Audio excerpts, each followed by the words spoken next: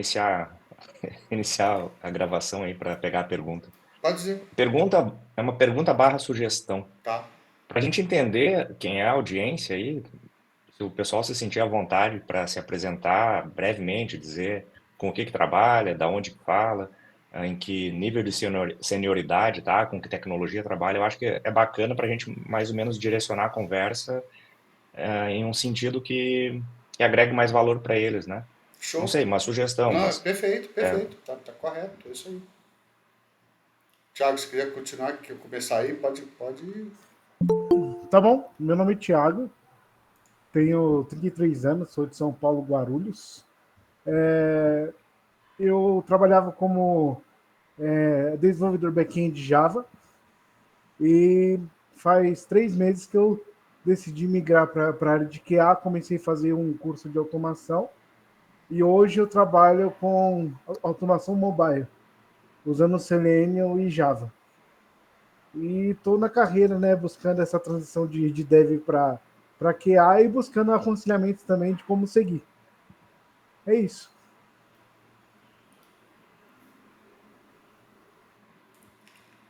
Alguém mais?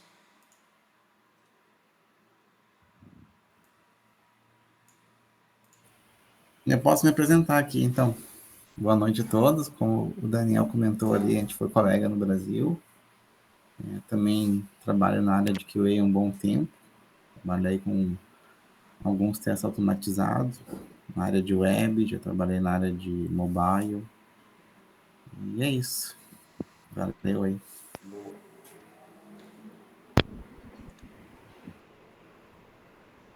Olá a todos, eu sou o Roberto, trabalho como QI exatamente desde 2022, há mais ou menos 3 anos.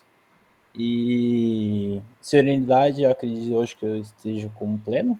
Eu trabalho numa empresa de fintech, e aí o ano passado eu me desliguei da empresa para estar buscando novos conhecimentos, né? E para trabalhar com outras equipes de QA. E como que era o único QA na época, aí eu resolvi me desligar para estar pegando essa nova oportunidade. E aí, como eu vejo que pede muito a parte de portfólio, é onde eu me interessei pela palestra. Show. Meu nome é Anderson, eu sou da área de segurança pública. Estou tentando fazer a transição de profissão para QA, mas eu sempre fui envolvido com meio de tecnologias. Desde 2018, estudo programação e tento aplicar algumas coisas. Tem um portfólio no GitHub, sempre fui ativo no LinkedIn. E agora eu estou tentando aplicar para QA, especificamente.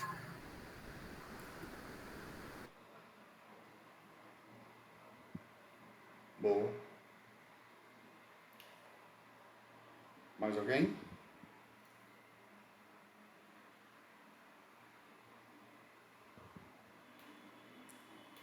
Acabou? agora que eu vi que vai ser complicado quando a gente se referir ao Rafael, porque são três. Ah, tem. Três Rafael. Tem o Souza, tem o Bizarria. E o Pereira, Ah, tá. Cardoso Pereira. Show. Usa pelo sobrenome, né? Lá na Globo era tanto É, Ricardo que acabou utilizando meu sobrenome na é. Farran, né? Ficava chamando pelo sobrenome. Mas, Ricardo, deixa eu pedir para tu te apresentar também, porque eu não te conheço. Ah, Eu tá. vi a tua postagem no LinkedIn, deixa eu até dar um contexto aí pro pessoal. Faz o quê? 1 hora e meia atrás, eu vi uma postagem no LinkedIn no meu feed e eu achei interessante a proposta, a ideia, né, de propor assim, de uma forma bem repentina, né? Vamos fazer uma call e vamos tirar umas dúvidas aí. Que eu acho que é como tem que ser, não tem que ter burocracia, tem que facilitar, né? Sim, sim. E aquela coisa de ficar organizando e agendando e planejando demais às vezes atrapalha. Então eu gostei bastante da tua proposta aí, não conhecia a hora do QA e comecei a dar uma olhada agora em algum material também sobre a hora, da hora do QA. Mas não te conheço, então eu gostaria de Ah, saber quem é o Ricardo. show. Eu sou o Ricardo Farran, né? Trabalho na área de QA muito com teste de performance já faz 13 anos, né?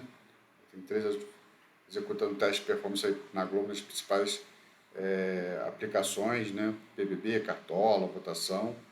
É uma área que eu me identifiquei muito, porque ela é muito detalhista, né? Ali em relação aos dados, você tem que ter um olhar bem aguçado, olho de águia, né? Em relação aos números, a gráficos, eu gosto dessas comparações, dessas análises de resultados, comparações, né? Então, me atraiu bastante, né?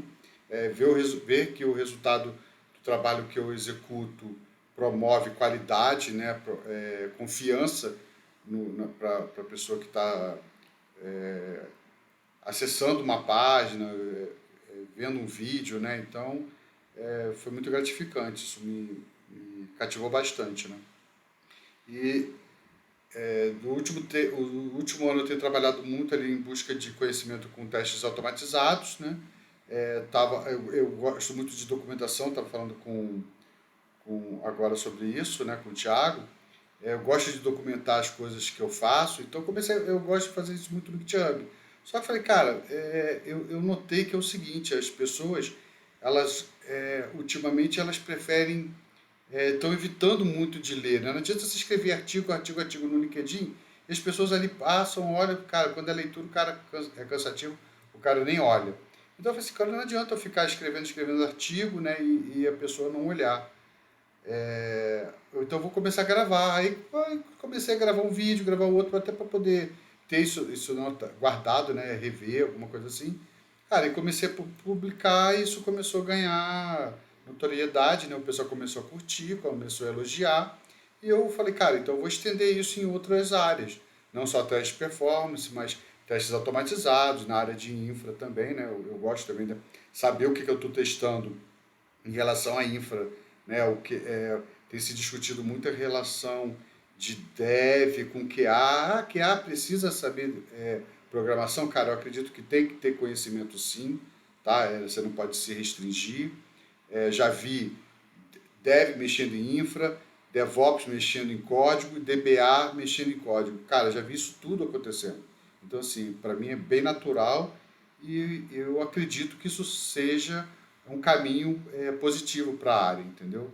Aí resolvi estender aí para a área de DevOps também, como é que você sobe uma infra na AWS, por exemplo. Eu quase não tenho feito hoje GCP, mas mais AWS, porque o nicho de mercado é maior com a AWS. E falei assim, vou investir um tempo compartilhando o meu conhecimento, né? E já colocando alguma coisa bem tranquila, bem básica. É claro que eu invisto um tempo na preparação do que eu faço, mas o resultado é bem prático, né? E as pessoas conseguem olhar ali, entender o que eu fiz e o projeto está funcionando, né? Não precisa ficar quebrando muita cabeça. Mas assim, é bem explicativo, é introdutório com uma explicação bem natural e o resultado positivo no final. Então o pessoal gostou, está seguindo assim. Essa última semana para mim foi muito gratificante. A quantidade do canal em um dia subiu 100 pessoas, né? De um dia para o outro, foi bem maneiro.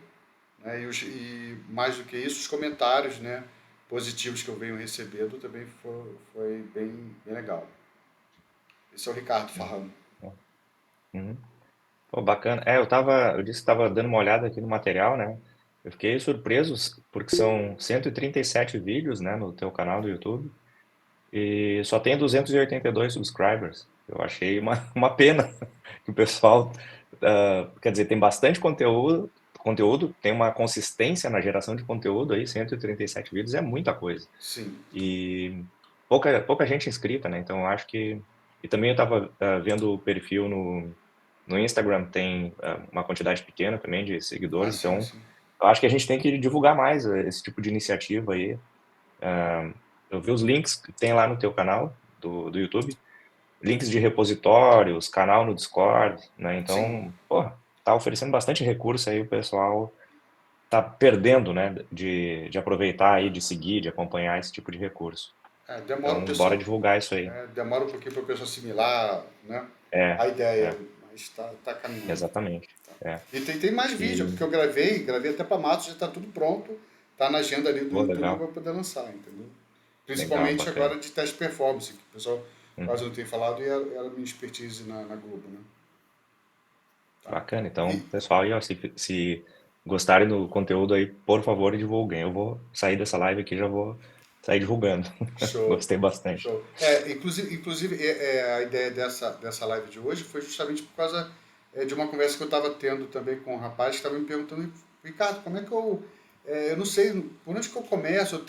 Cara, você já tem um GitHub? Ah, tem, mas não tenho nada lá. Como é que eu crio um portfólio? Não sei o quê. Aí eu falei, cara, aí fui lá, detalhei tudo para ele. Faz assim, assim, assim, assado.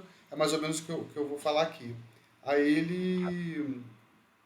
ele falou, não, agradeceu e tudo. Aí eu falei, cara, vou aproveitar e vou chamar o pessoal lá do canal do Discord para poder falar sobre isso. Pode ser que alguém não tenha um portfólio lá, não tenha uma página no GitHub e não sabe nem por onde começar. O recrutador vai ficar perguntando, não tem o que ver, né? Então eu ia aproveitar para poder passar essa informação pro pessoal. Né? Foi quando eu conheci o Daniel viu a proposta e falou, não, cara, deixa eu participar aí também para poder acrescentar, enriquecer a informação. Assim, é uma coisa que eu deveria ter feito antes, não fiz, vou fazer agora. Dar um repost na minha comunidade desse evento aqui. Teve 30 pessoas que curtiram lá o convite que eu fiz. É. A gente está com 8 pessoas aqui. Demora, realmente foi assim, hoje é sexta-feira pré-carnaval. Aí. Tem isso, né? Vamos dar um desconto aí que é carnaval. O pessoal já eu nem me liguei. tá aquecendo. Foi o que você falou, eu fui no calor do momento, falei, cara, vamos fazer e. Não, mas como você disse, vai ficar gravado, né? Então já tá gerando conteúdo para quem O tem a pessoal que está oportunidade de aqui, acompanhar depois. Né? o pessoal que está aqui, eu acredito que todo mundo já tem um grau ali de pleno para sênior, já sabe muito do que eu ia falar. Tipo assim, criar um GitHub, criar um repositório, né? Mostrar como é que. Aqui tem o passo a passo, né? Criar um repositório no GitHub. Era mais para o pessoal que está começando, que não tem zero, né? Talvez esse pessoal não tenha aparecido hoje. Tem o Rafael, que está mudando aí, que está em segurança pública, que falou que está em transição aí, que deve estar nessa faixa aí que não. É o Anderson. É o Anderson. O Anderson É. comentou. Então ele deve estar nessa fase aí. Criar um repositório, um portfólio de criar no GitHub, né? Então você cria uma conta no GitHub, né? Acessa o site github.com. Eu vou deixar o link aqui também na descrição do vídeo, tá? Você cria o repositório lá do portfólio, né? Aqui eu tenho Hora do QA com os projetos, com os repositórios dos projetos que eu criei, né? E dentro desse repositório aqui você cria talento. Você cria aqui um novo repositório e você cria uma estrutura de repositório, né? O portfólio de QA é uma ideia, né? Então você faz plano de teste cases, testes automáticos, testes manuais, performance teste e organiza, né? Isso em repositórios de forma que fique fácil de você. Cara, eu comecei aqui uma série de CI/CD com as ferramentas de teste automatizados. Então você cria lá um repositório com um projeto, né? E deixa aqui. Quando eu quiser saber sobre CI/CD com o Hobbit Framework, eu abro essa pasta e meu projeto está ali todo bonitinho, documentado, organizado. E isso eu faço com todos os projetos que eu for estudar, né? Eu tenho uma página de login, no canal do Discord alguém falou sobre o Newman, utilizando Newman Compost, eu já criei aqui, está vazio, não tem nada, mas é algo que eu quero estudar e implementar. AWS, tem aqui CI/CD, tá vendo? Eu separei, ó, CI/CD com Hobbit Framework, já consegui, já está lá, já até eu gravei vídeo, já está no canal. Então eu vou fazer com Selenium, vou fazer com Playwright, vou fazer com Cypress, Web Scrap que eu criei para poder fazer a busca lá no canal do YouTube para saber a quantidade de inscritos e me mandar por e-mail. Então, assim, você cria o teu portfólio com o que você aprende, né? Python, dei uma aula de Python também. Python e JavaScript são linguagens que você precisa ter para uma base para QA também, né? Alguma coisa sobre testes, aqui sobre testes, todos os testes que eu fiz com o Hobbit Framework estão aqui, entendeu? A aula de JavaScript, Cucumber, tive uma experiência com SRE na Globo também, agora antes de sair da Globo, mas tá aqui alguns exemplos de Markdown, tá vendo? Fica tudo organizado.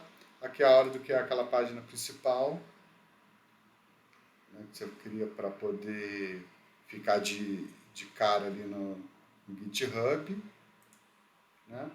Então, você organizando o seu repositório, o seu GitHub com os repositórios certinhos, fica mais fácil de localizar. Olha, já trabalhei com esse projeto e aqui fica muito bem organizado, né? Aqui é a descrição de cada um deles, né? Aí os projetos, cada projeto que você testa, testes automatizados, você pode separar ali por Cypress, por Robot, por Selenium, né? Playwright. Você vai adicionando os projetos, fica tudo organizado e dentro dos projetos você vai organizando pelo plano de teste, caso de teste, né?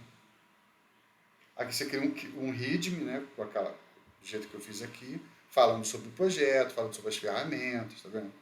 TLK6, os contatos que você faz. Isso aqui são ferramentas que o próprio GitHub fornece, né, de visualização para você poder saber a quantidade de commits, né? Foi a evolução.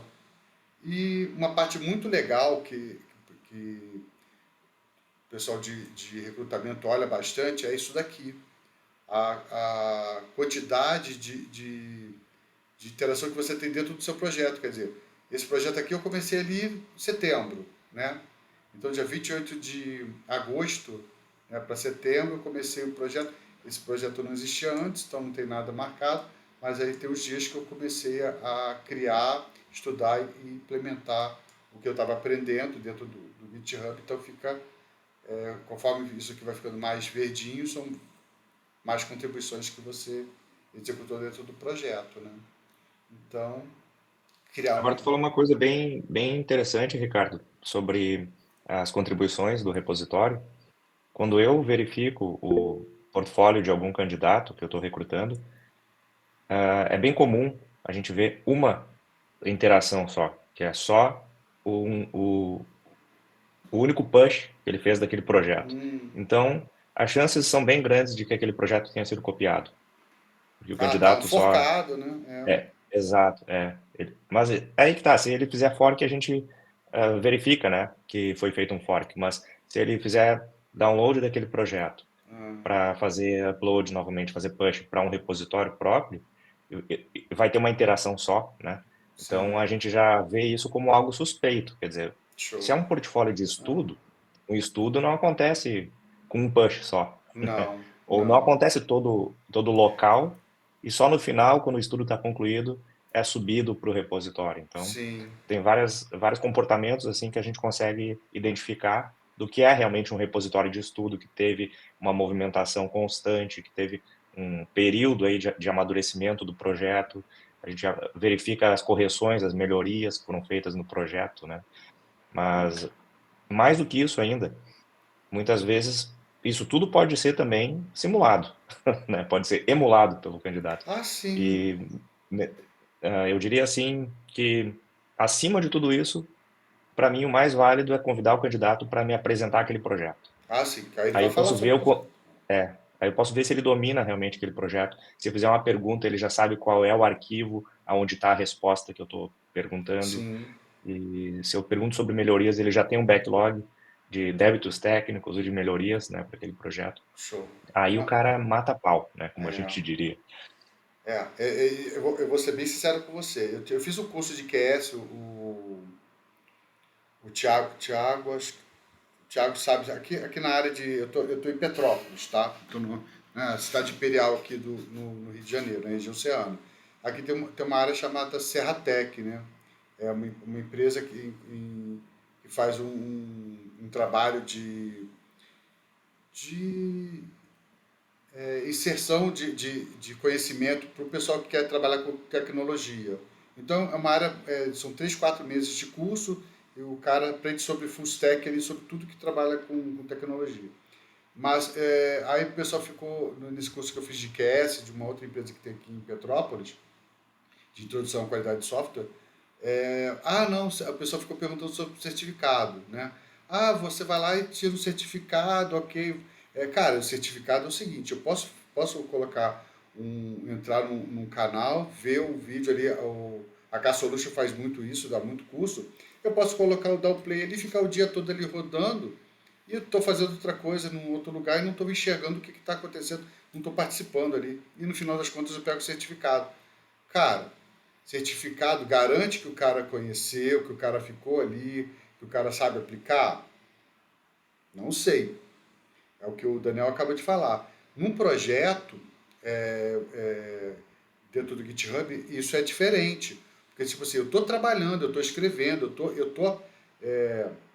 eu mostro o resultado, cara, mas eu apanho pra caramba para poder mostrar o resultado no final, entendeu? Então, são vários commits, eu fico errando, acerto, erro, refaço, corrijo, estudo a lógica de novo, vejo o que está acontecendo. Isso você tem ali, essa que eu fiz do CI/CD do Object Framework, tem 46 commits de tentativas e erro, estava errado, errado, conserta, você vai... Então você vai evoluindo. No final das contas, acontece o que o Daniel falou, cara, eu errei tanto e eu sempre eu cheguei a dar aula, eu sempre ensinei as pessoas a errarem. Olha, você erra assim para você fazer o correto desse jeito. Então você apanha tanto, você erra tanto trabalhando no projeto, que chega uma hora que o Daniel pergunta, pô, Ferreira, o que aconteceu aqui? Ah, cara, isso daqui aqui faz isso aqui faz isso, o arquivo que você precisa é isso. Se você não fizer assim, vai dar erro por causa disso.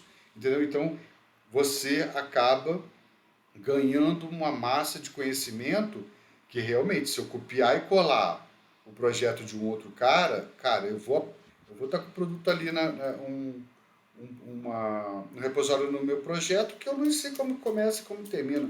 Então, Exatamente. para conhecimento mesmo, né, para reforçar o conhecimento, não serve de nada. Entendeu?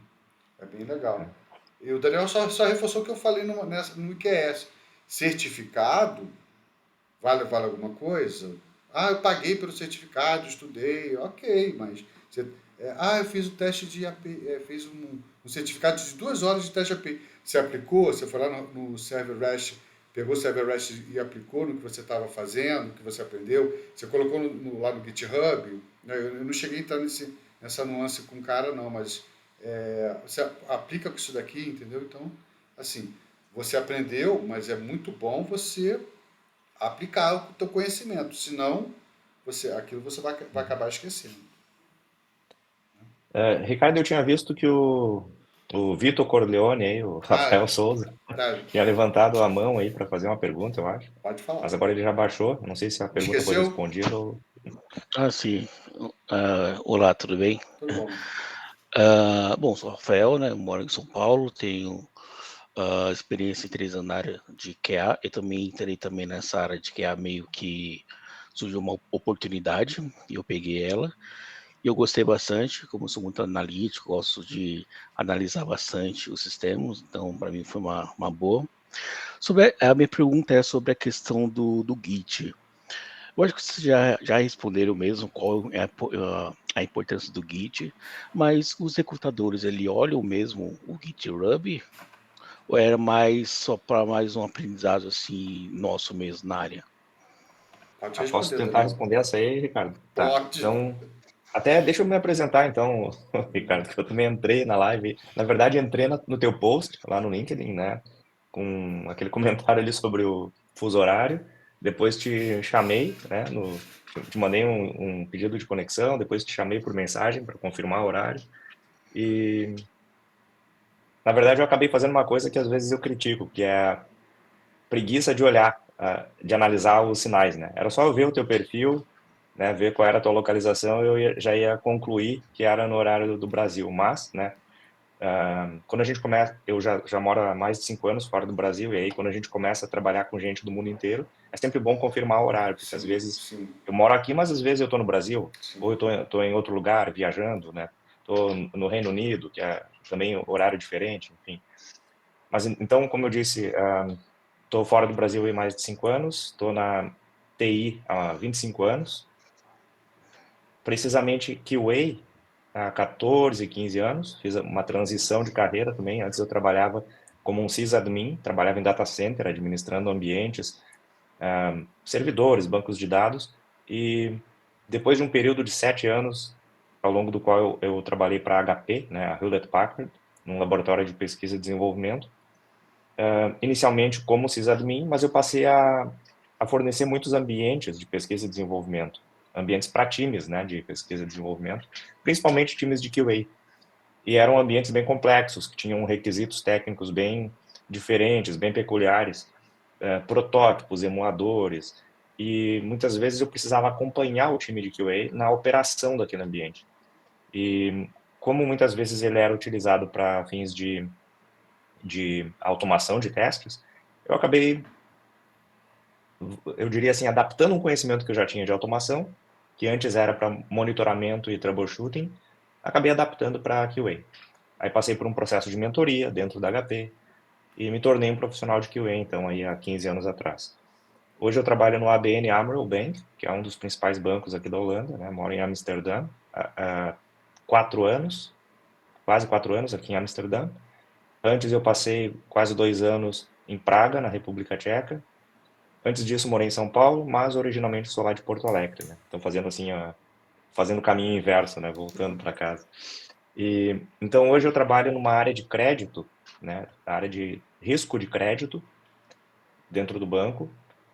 Sou um chapter lead, né? Então eu lidero um time de QA e eles estão alocados em diferentes projetos dentro do departamento de crédito, né? E principalmente a gente lida com aplicações de ETL, né? Aplicações que lidam com dados, né? Então a gente extrai dados, transforma dados, analisa esses dados, calcula e gera resultados, né, a partir dessa análise, porque é uma análise de risco de crédito, gera dados, gera insights, né, e devolve então os resultados para um data lake, para que seja consumido por outras aplicações. E tem alguma aplicação aí nesse ecossistema também, como API, tem uma ou duas aplicações de API, tem uma com uma interface web que integra com a gente também, mas que não é desenvolvida por nós, né? E, bom, isso é um pouco sobre mim, então, mas já atuei aí com web, com APIs, com mobile, já atuei com bastante tipo de aplicação, diferentes indústrias, né? E aí hoje, na minha posição atual dentro do banco, como um gerente, né, dentro do departamento, responsável por contratar e por gerenciar recursos de QA, eu executo, então, o processo de recrutamento, seleção, né, e contratação, e muitas vezes todo o processo de onboarding e treinamentos internos, né, para esses novos funcionários. E aí, voltando agora especificamente à pergunta do Rafael Souza, o simples fato de um candidato ter um repositório, ter um portfólio para compartilhar comigo, isso já destaca ele do restante dos candidatos. Então, quando eu abro uma vaga, e essa vaga é publicada externamente, né, na página de carreira lá do banco, em uma semana eu recebo mais de 100 candidaturas, né? E aí eu começo a filtrar elas. E eu geralmente classifico. A gente usa uma ferramenta interna lá de recrutamento, mas essa ferramenta ela não permite extrair muitos dados, né? Eu sou muito orientado a dados. Então, eu crio um controle separado, uma planilha separada, onde eu começo a adicionar alguns metadados a esses candidatos.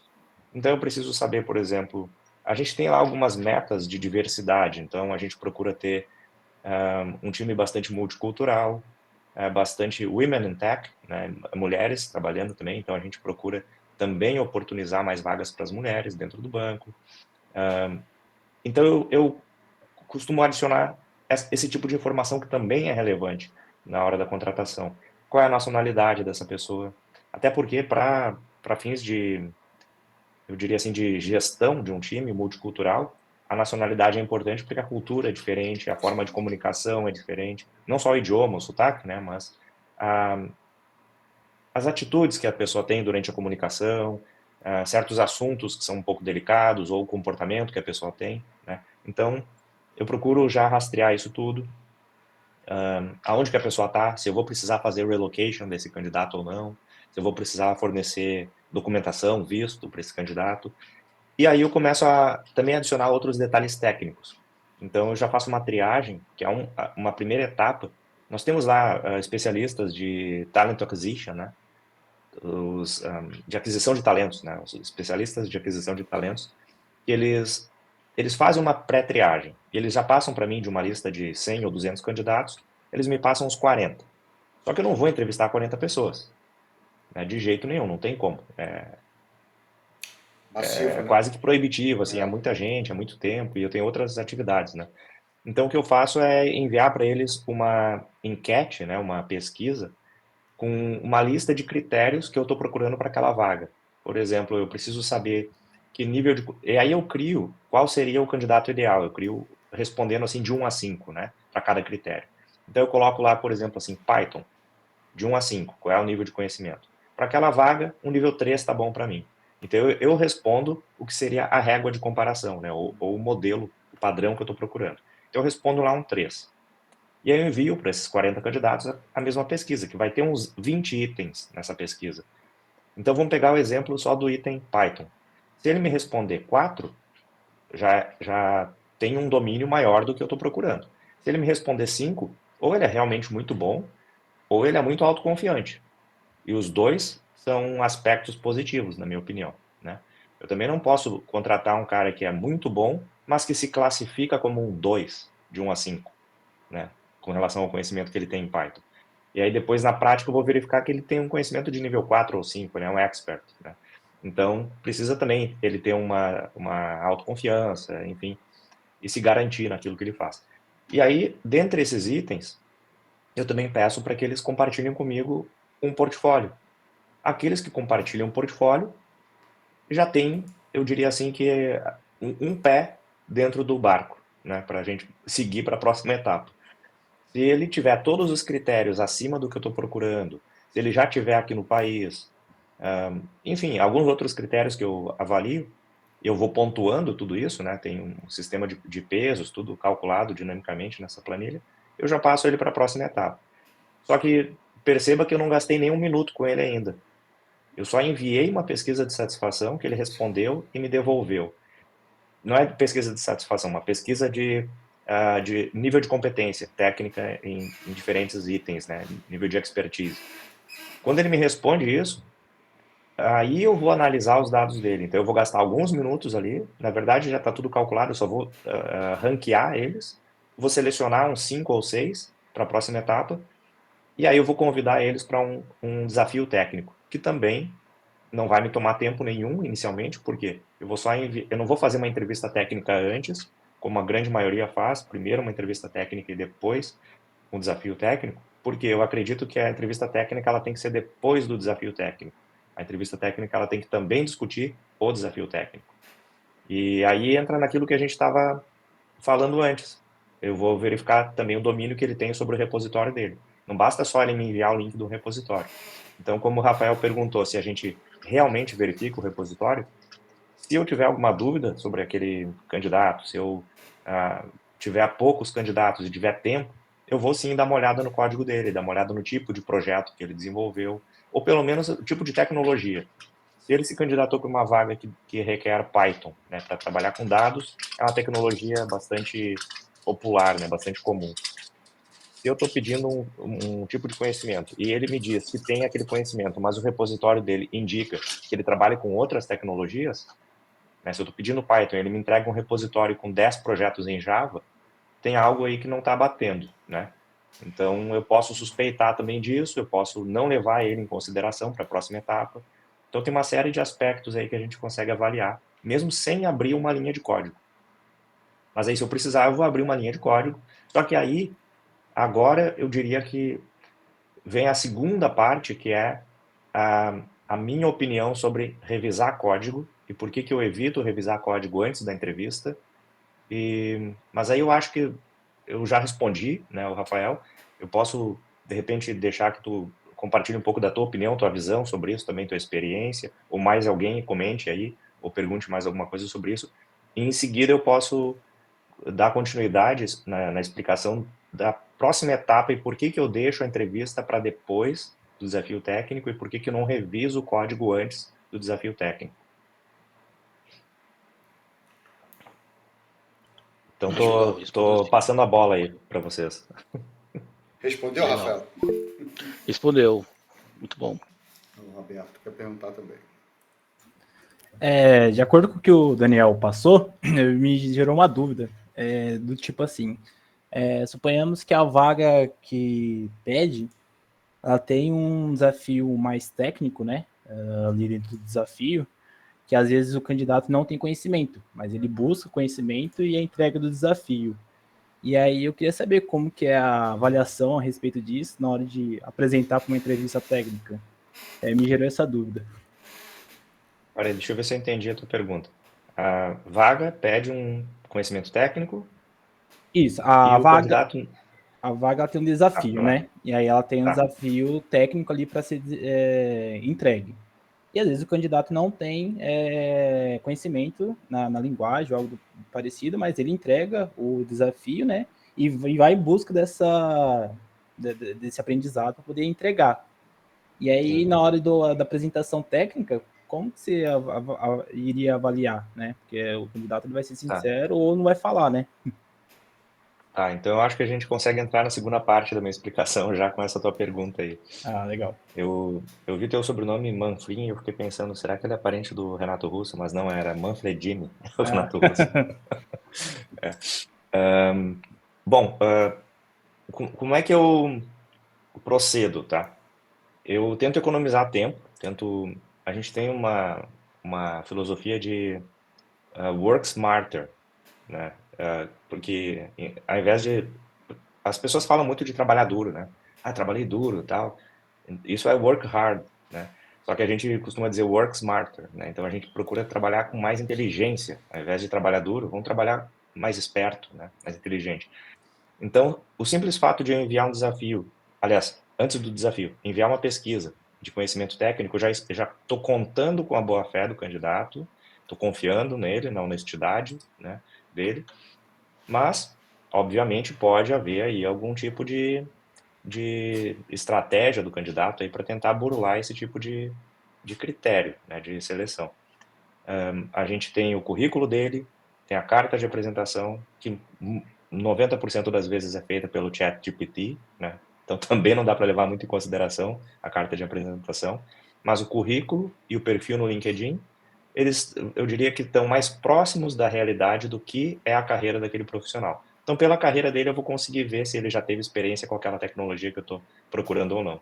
Então, dos critérios de avaliação que eu adoto para chamar alguns deles para o desafio técnico envolve analisar o currículo, analisar o perfil no LinkedIn, verificar se ele tem um repositório que tenha aquela tecnologia que eu estou procurando e verificar se nas respostas que ele me forneceu para a enquete de conhecimentos, de competência técnica, ele se julga ter o nível mínimo que eu estou procurando para aqueles critérios técnicos.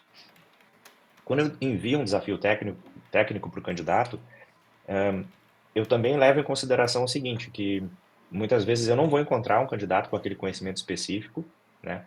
A gente trabalha com uma stack tecnológica que é um pouco atípica para esse tipo de aplicação em banco, né? A gente está usando Databricks, que é uma plataforma para trabalhar com dados que é magnífica, mas não tem muitos profissionais especializados.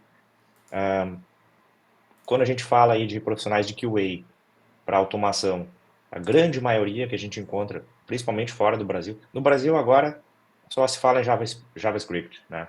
JavaScript, um pouco Sim. de Python e tal. Mas quando a gente sai do Brasil, a gente vê que ainda o que manda é Java.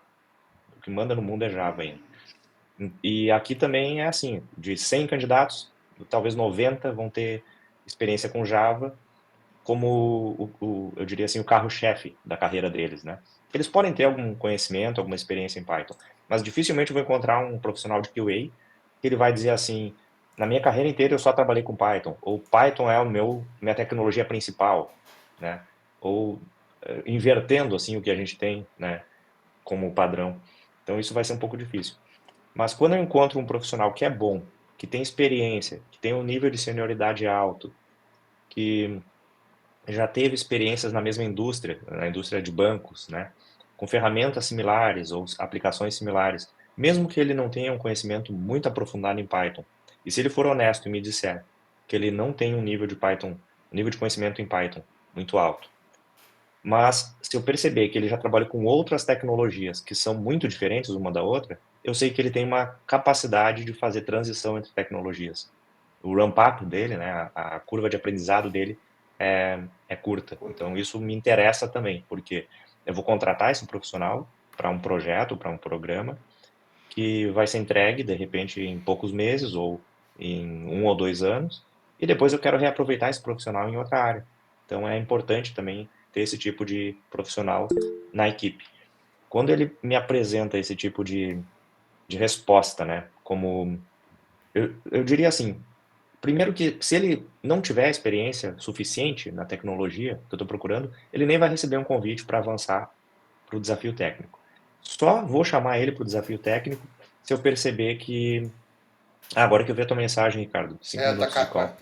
Só dá É, uma hora de calma, mas a gente pode começar é. outra se quiser. Não queria estender muito, A gente mas... sai e entra de novo. Tá, Deixa eu tentar acelerar aqui, então, para pelo menos terminar essa resposta, para a gente tá. poder entrar de novo, então.